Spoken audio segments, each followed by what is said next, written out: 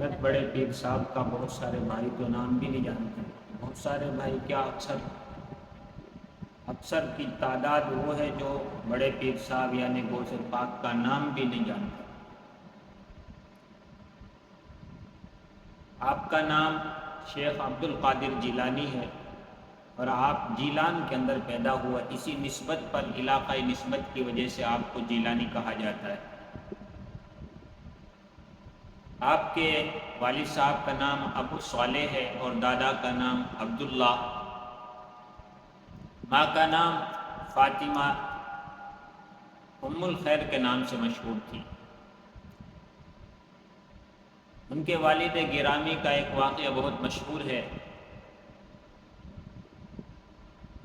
کہ ایک نوجوان یعنی کہ ان کے والد صاحب بڑے پیر صاحب کے والد صاحب شیخ عبد القادر جیلانی رحمۃ اللہ علیہ کے والد صاحب والد گرامی کئی سفر پر جا رہے تھے. راستے میں بھوک کی شدت محسوس ہوئی، کھانے کا کوئی انتظام نہیں تھا. چلتے چلتے نہر میں ایک سیب پر نظر پڑی جو پانی کے ساتھ بہہ رہا تھا. تو حضرت نے اٹھا کے وہ کھا لیا.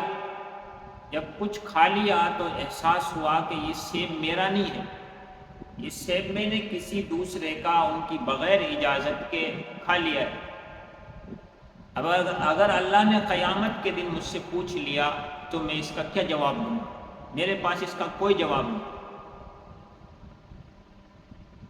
اب پچھتا رہے، دل کے اندر توبہ بھی کر رہے کہ اب کیا کروں، کہاں سیب کے مالک کو ڈھونڈوں، کس سے جا کے معافی تلافی کراؤں. دل میں ایک خیال آیا کہ جدھر سے پانی بہہ رہا ہے چلو ادھر ہی چلتے، شاید اس کا مالک مل جاوے. پانی کے بہاؤ کی طرف ابو صالح چلتے رہے، سفر چھوڑ دیا اور پانی کے بہاؤ کی طرف چلتے رہے. چلتے چلتے کافی دور پہنچے تو دیکھا ایک باغ ہے سیب کا، اور سیب کے کچھ درخت جو ہے ان کی ٹہنیاں جو ہے نہر کے اوپر بچھائی ہوئی ہیں. تو سمجھ گئے کہ یہ واقعی کسی پرندے نے اس پھل کو گرا ہے. وہاں کے کام کرنے والوں سے پوچھا کہ یہ باغ کن کا ہے؟ انہوں نے بتایا کہ فلاں کا ہے. کہ کہاں ملیں گے؟ فلاں جگہ ملیں گے. یہ باغ کے مالک کے پاس پہنچے اور سارا ماجرا ان کو سنایا کہ بھئی تیرے باغ کا ایک سیب پانی میں بہہ کے جا رہا تھا جو میں نے بھوک کی وجہ سے اٹھا کے کھا لیا. جب کچھ پیٹ میں چلا گیا تو مجھے احساس ہوا کہ یہ سیب میرا نہیں، میں اس کا مالک نہیں تھا، میں نے بغیر اجازت کسی دوسرے کا حق کھا لیا ہے. اب میں قیامت میں اللہ کو کیا جواب دوں گا؟ میں اللہ کو کیا منہ دکھاؤں گا؟ تو اس لیے آپ مجھے معاف کر دیں. پیسے تو میرے پاس ہے نہیں کہ میں اس کی قیمت ادا کر دوں، اور اگر معاف نہیں کرتے تو کوئی مشقت کا کام، کوئی محنت مزدوری کا کام مجھ سے کرا لے. خدا جانے باغ کے مالک کو کیا سوجھی. باغ کے مالک نے کہا کہ نہیں، میں معاف نہیں کر سکتا. وہ نوجوان منت سماجت کرنے لگا، معافی مانگنے لگا، بار بار اصرار کرنے لگا کہ اللہ کے بندے میرے پاس قیمت نہیں ہے کہ میں اس کی قیمت دے سکوں. آپ معاف نہیں کرتے تو کوئی مشقت کا، کوئی محنت کا کام مجھ سے کرا لے، یا پھر معاف کر دے. تو کافی اصرار کے بعد باغ کا مالی تیار ہوا. کہا کہ 2 شرطوں کے ساتھ میں معاف کر سکتا ہوں. کہ کیا ہے؟ کہ میں ماننے کے لیے تیار ہوں دونوں شرطیں. کہ پہلی شرط تو یہ ہے کہ 10 سال تک میرے باغ کی خدمت کرنی پڑے گی، میرے باغ کی دیکھ بھال کرنی پڑے گی. کہ دوسری شرط بعد میں بتاؤں. یہ نوجوان 10 سال تک باغ کی خدمت کرتا رہا، ایک بغیر اجازت ایک پھل کھانے کی وجہ سے. ان کو آخرت کا اتنا ڈر تھا، اتنا خوف تھا اللہ کے حضور پیش ہونے سے یہ لوگ اتنا ڈرا کرتے تھے۔ نوجوانی کے عالم میں یہ حالت ہے اس نوجوان کی کہ بغیر اجازت کے گرا پڑا سیب اس نے اٹھا کے کھا لیا، جبکہ وہ ان کے لیے جائز بھی تھا، لیکن پھر بھی آخرت کا اتنا خوف ہے، اتنا ڈر ہے کہ اس کو معاف کرانے کے لیے 10 سال کی محنت کرنے کے لیے تیار ہے۔ خیر 10 سال کے بعد جب باغ کے مالک کے پاس آئے تو انہوں نے ان سے سیب منگایا کہ ایک بڑھیا سا سیب توڑ کے لائے۔ یہ گئے باغ میں، ایک سیب اٹھا کے توڑ کے باغ کے مالک کے حوالے کر دیا۔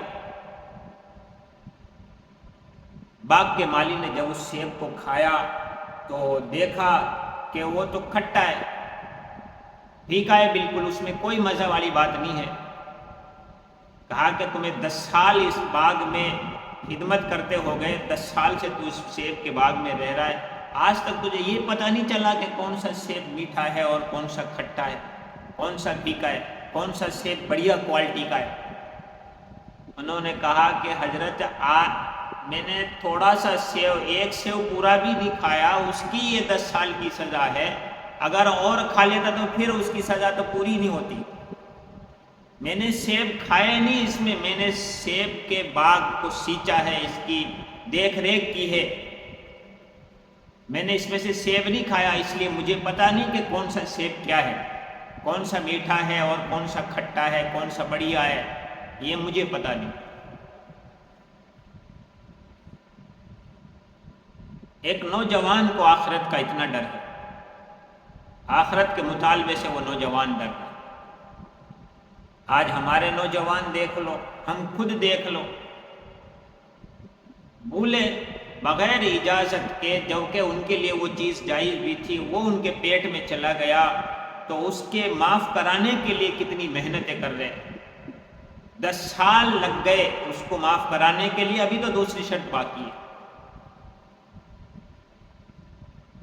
وہ کہ وہ سمجھتے تھے کہ آخرت کی جو تکلیف ہے وہ یہاں سے بہت زیادہ تکلیف ہے، وہ یہاں سے بہت زیادہ تکلیف ہے، اس لیے آخرت کی تکلیف تو برداشت نہیں کر سکتا، اس لیے دنیا میں جیسے تیسے اس کو معاف کرا لو، ہمیں تو جیسا مل جائے سب ماشاءاللہ سب ہضم ہو جاتا ہے، ہمیں تو کوئی بدہضمی نہیں، اور کبھی آخرت کا خیال تک بھی نہیں آتا کہ ہم نے کسی مزدور کی مزدوری ماری، کسی کی زمین دبائی ہے، ناجائز کسی کی زمین پہ قبضہ کیا ہے، ناجائز کسی کے پیسے ہم نے مار لیے ہیں، کسی کو دھوکہ دے کے ہم نے ہڑپ کر لیے ہیں، کسی کو ملا کر بیچ دیا ہے، کسی کو جھوٹ بول کر بیچ دیا ہے، کسی کا چرا لیا ہے، کسی کا دبا لیا ہے، زبردستی کھا گئے، نہ یتیم کا مال دیکھا، نہ کسی غریب کا مال دیکھا، نہ کسی بیوہ کا مال دیکھا، جو آیا جیسے آیا سب ہضم، اور آخرت کا تو کوئی سوال ہی پیدا نہیں ہوتا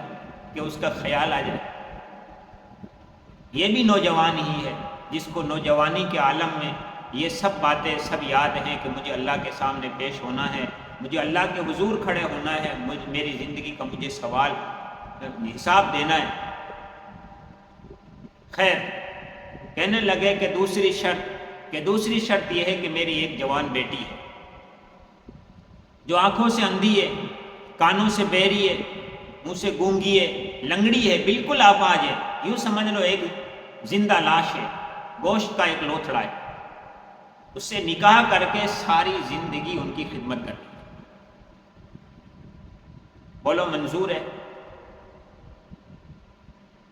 اب یہ نوجوان سوچ میں پڑ گیا کہ ایک زندہ لاش اور پوری زندگی اس کی خدمت کرنی، یہ کوئی معمولی سزا تو تھوڑی ہے، بہت بڑی سزا ہے۔ پھر آخرت کا خیال آیا کہ آخرت کی جو سزا ہے وہ میں برداشت نہیں کر سکتا، آخرت کا عذاب برداشت نہیں کر سکتا، اللہ کے حضور میں جواب نہیں دے سکتا، اس لیے ہاں کر لی کہ ٹھیک ہے یہ بھی منظور ہے، کروں گا، میں پوری زندگی خدمت کروں گا، لیکن کسی طریقے سے جو میں نے وہ سیب آپ کے باغ کا کھایا ہے وہ معاف کر۔ نکاح ہو گیا، اپنی بیوی کے پاس جب ملنے گیا دیکھا تو اتنی خوبصورت جو تصور سے بھی زیادہ خوبصورت، بالکل حور پری دلہن بن کے بیٹھی ہے، آنکھ صحیح، کان صحیح، منہ صحیح، بالکل صحیح سلامت تندرست، دوسری نظر بھی نہیں اٹھائی۔ نیچی گردن کر کے پوچھنے لگا کہ تم باغ کے مالک کی بیٹی ہو؟ کہ جی۔ تمہاری کوئی دوسری بہن بھی ہے؟ کہ نہیں، میں اپنے والدین کی اکلوتی اولاد۔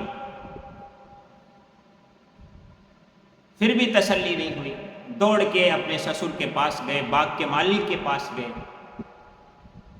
کہ کیا ہوا؟ کہ جی آپ نے تو کہا تھا وہ اندھی ہے، وہ بہری ہے، وہ گونگی ہے، وہ لنگڑی ہے، وہ تو ماشاء اللہ اتنی خوبصورت ہے، تصور سے بھی زیادہ خوبصورت ہے، وہ تو لاکھوں میں ایک خوبصورت ہے، کہ وہی میری بیٹی ہے، وہ میری ہی بیٹی ہے۔ کہ حضرت پھر آپ نے تو کہا تھا ایسی ہے ویسی ہے۔ کہ میں نے اس لیے کہا تھا کہ میری بیٹی نے کبھی کسی غیر محرم کی آواز نہیں سنی، کبھی میری بیٹی نے کوئی بات زبان سے نامحرم سے کوئی کلام نہیں کیا، کوئی بری بات زبان سے نہیں نکالی، اور کبھی میری بیٹی نے کبھی آنکھوں سے کسی غیر محرم کو نہیں دیکھا، اس لیے میں نے اس کو اندھا کہا۔ میں نے لنگڑی اس لیے کہا کہ کبھی گھر سے باہر ہماری اجازت کے بنا اس نے قدم نہیں رکھا۔ اتنی نیک اور پارسا اور قرآن کی حافظہ، حدیث کی حافظہ میری بیٹی، تو مجھے خیال آیا، میرے دل میں آیا کہ ان کے لیے شوہر بھی ایسا ہو جو تقوی والا ہو، متقی ہو، پرہیزگار ہو، اللہ والا ہو۔ تو جب آپ ایک سیب کی معافی کے لیے میرے پاس آئے تو میں سمجھ گیا کہ آپ سے زیادہ متقی مجھے کوئی نہیں ملے گا، آپ سے بڑا پرہیزگار تقوی والا مجھے کوئی نہیں ملے گا، کیونکہ جس کے دل کے اندر تقوی ہو، جس کے اندر اللہ کا خوف ہو، وہی یہ رشتہ نبھا سکتا ہے۔ اس لیے ہم دیکھتے ہیں کہ جب نکاح کا خطبہ ہم پڑھتے ہیں، نکاح کا خطبہ سنتے ہیں، تو اس میں نکاح کا تو کہیں ذکر ہی نہیں ہے، ہر جگہ تقوی کا ذکر ہے۔ یا ایھا الذین آمنوا اتقوا اللہ، یا ایھا الناس اتقوا ربکم الذی خلقکم، ہر جگہ تقوی کا ذکر ہے، ہر جگہ، کیونکہ اللہ رب العزت جانتے ہیں کہ یہ ایسا نازک رشتہ ہے کہ اس کو تقوی کے بنا نہیں نبھایا جا سکتا۔ کوئی متقی ہی یہ میاں بیوی کے حقوق نبھا سکتا ہے صحیح معنی میں۔ یہاں حکومت کی پہنچ نہیں ہوتی، یہاں تو اللہ کا خوف کام کرتا ہے، یہاں تو اللہ کا ڈر ہوگا، وہی میاں بیوی کا رشتہ مضبوط ہوگا۔ اس لیے میں نے طے کر لیا کہ یہ نوجوان میری بیٹی کے لیے بالکل صحیح ہے، اور میں اپنی بیٹی کا نکاح اس نوجوان سے کروں۔ جب ایسے نیک اور صالح ماں باپ ہوں، ایسی ماں ہو، ایسا باپ ہو، تو پھر شیخ عبد القادر جیلانی ولیوں کے بادشاہ پیدا ہوتے ہیں۔ اور آج کل اگر آج کل کی عورتیں ہوں کہ موبائل بھی دیکھ رہی ہیں اور ادھر آٹا بھی گوندھ رہی ہیں، موبائل بھی دیکھ رہی ہیں، موبائل پہ ڈرامے بھی دیکھ رہی ہیں، فلمیں بھی دیکھ رہی ہیں، گانے بھی سن رہی ہیں، اور کیا نام ہے، بچے کو دودھ بھی پلا رہی ہیں، کھانا بھی بنا رہی ہیں،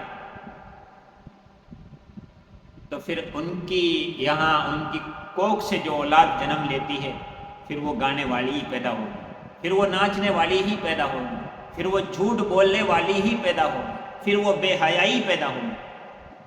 کیونکہ جب بنیاد ہی ہم نے اس کو برائی سے شروع کی ہے، تو ظاہر بات ہے وہ برائی جو ہم نے کی ہے وہ بچے کے اندر تو منتقل ہوگی۔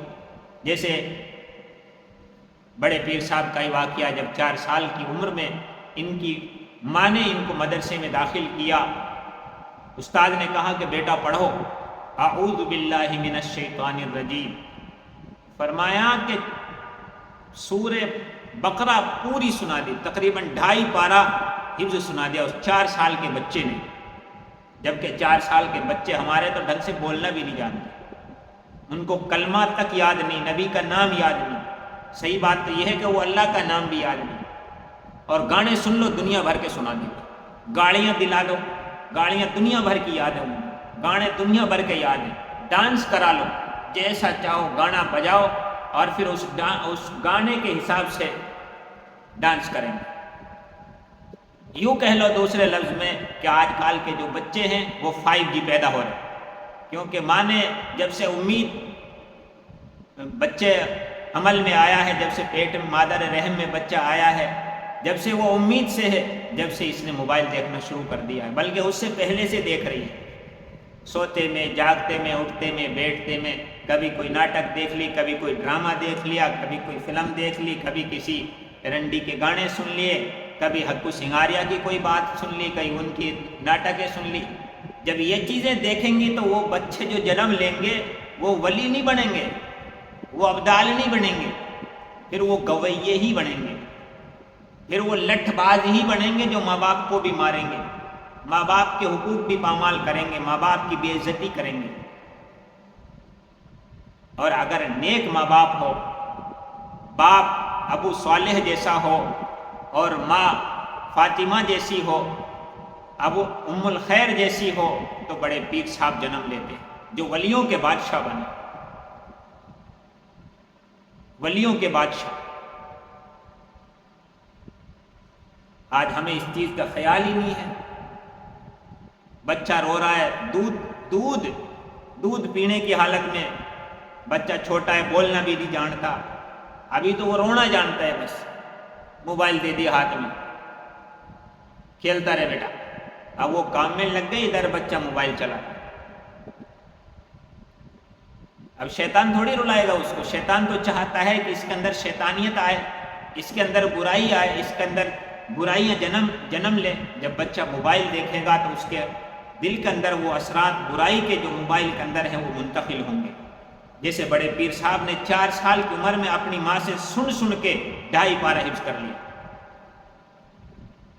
استاد کو یہی تو کہا تھا کہ مجھے پڑھنا نہیں آتا، دیکھ کے نہیں جانتا، میں دیکھ کے نہیں پڑھنا آتا، کہ پھر کیسے یاد کر لیے کہ میری ماں جب بھی گھر میں کوئی کام کرتی، میں چھوٹا سا تھا، دودھ پلاتی یا کوئی اور کام کرتی تو میری والدہ تلاوت کرتی رہتی تھی۔ اللہ نے میرے دل کے اندر یہ نقش کر دیا میری والدہ کے پڑھنے کی وجہ سے۔ تو موبائل جب بولے گا، موبائل جو کچھ دکھائے گا، موبائل پہ جب بچے دیکھیں گے یا ہم دیکھیں گے تو وہ ہمارے دلوں پہ نقش نہیں ہوگا، بالکل ہوگا۔ تو جبھی تو ہم اپنے بچوں کا جائزہ اگر لیں گھروں میں بیٹھ کے، تو ان بچوں کو کلمہ یاد نہیں ہے، نماز یاد نہیں ہے۔ ہمیں تو بوڑھوں کو بھی سورہ فاتحہ یاد نہیں ہے، اور 4 سال کے بچے نے 2.5 پارہ یعنی پوری سورہ بقرہ حفظ کر لی، بغیر دیکھے یاد کر لی۔ یہ نیک ماں باپ کا اثر ہے۔ اور پھر ماں اگر ڈرامہ دیکھنے والی ہو، موبائل دیکھنے والی ہو، تو پھر ماشاءاللہ ان کو گانے ہی یاد ہوں گے، اس عمر میں ان کو گاڑیاں ہی آئیں گی، وہ گاڑیاں ہی سیکھیں گے، وہ ڈانس کرنا ہی سیکھیں گے۔ بلکہ ہم تو اور اپنے بچوں کو نچاتے ہیں کہ بیٹا ڈانس کرو، ناچو بیٹا، چاکلیٹ دلاؤں گا، پیسے دوں گا، یہ کروں گا، وہ کروں گا، پیسے دکھا کے اپنے بچوں کو ڈانس سکھا رہے ہیں۔ مسلمان بچیوں کو، چھوٹی بچیوں کو ابھی سے ان کو جب اللہ کا نام سکھانا چاہیے، یہ عمر اللہ کے نام سکھانے کی ہے، یہ عمر کلمہ سکھانے کی عمر ہے، جس میں ہم بچی کو ڈانس سکھا رہے ہیں۔ جب وہ کہیں بھاگ جاتی ہے، جب بڑی ہو کے کچھ نہ کچھ الٹا سیدھا کرتی ہے، پھر روتے پھرتے ہیں کہ تم نے تو سکھایا تھا بچپن میں، یہ تمہاری تربیت کا ہی تو اثر ہے۔ اس لیے میرے بھائیوں،